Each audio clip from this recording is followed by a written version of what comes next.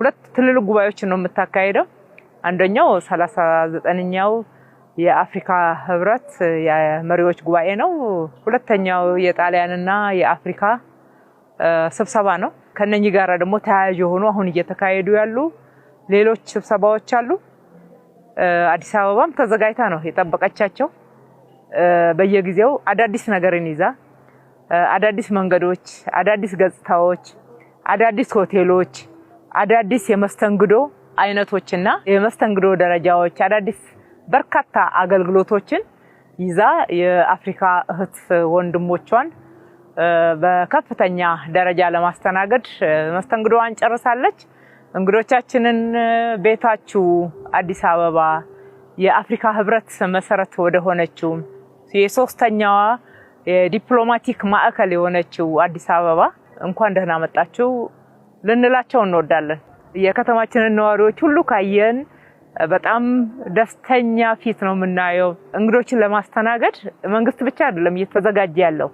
እያንዳንዱ የከተማ ነዋሪው በየቦታው ካየን የእንግዳ መቀበል ስሜት ያዳበረ የደስተኝነት ፊት ነው የምንመለከተው። ይሄ ታላቅ ነገር ነው። ድሮም በከፍተኛ ኢትዮጵያዊ ጨዋነት ሲያስተናግድ የኖረው ህዝብ ነው። አሁን ደግሞ እየጨመረ የመጣ ትርጉሙን በመረዳት እያንዳንዱ ኢትዮጵያዊ ለእንግዶቹ አምባሳደር ሆኖ ኢትዮጵያን ወክሎ የሚያስተናግድበት ኃላፊነት እንዳለበት የመረዳት ደረጃው ከፍ እያለ እንደመጣ የከተማችን ነዋሪዎች ያደረጉት እንቅስቃሴ ያሳያል። በየመንገዱ የተደረገውን ዝግጅት ካየነው መንገዶች ታድሰዋል፣ ህንጻዎች ታድሰዋል፣ ፋሳድ አድርገዋል፣ አበባ መስለዋል። ከከተማዋ ጋራ አበባ መስለው እንግዶችን በማስተናገድ በደስተኝነት ስሜት የመቀበል አጠቃላይ ሁኔታው ይሄንን እውነት ይመሰክራል። የዘንድሮውን ከአምና ለምሳሌ የሚለይበትን አንዱን ብናይ አምና 12000 አካባቢ እንግዶች ነው።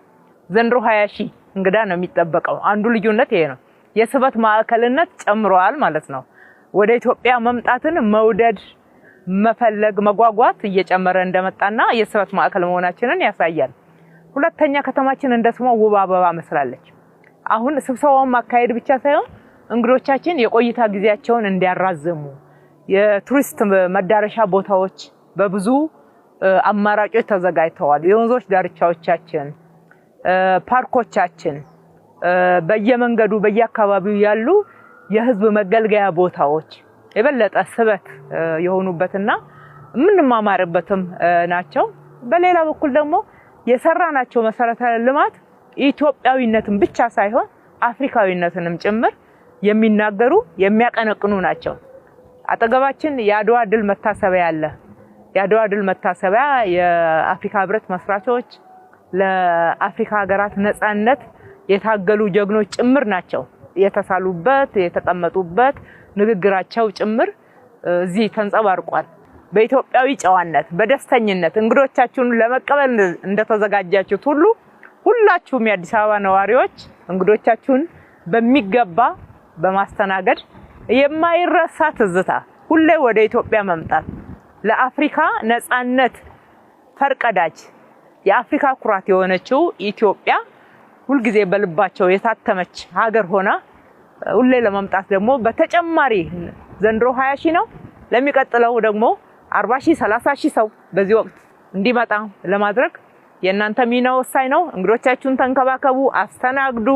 በፈገግታ በኢትዮጵያዊ ጨዋነት አስተናግደን በማይረሳ ትዝታ እንሸኛቸው እላለሁ። እጅግ አድርጌ አመሰግናለሁ።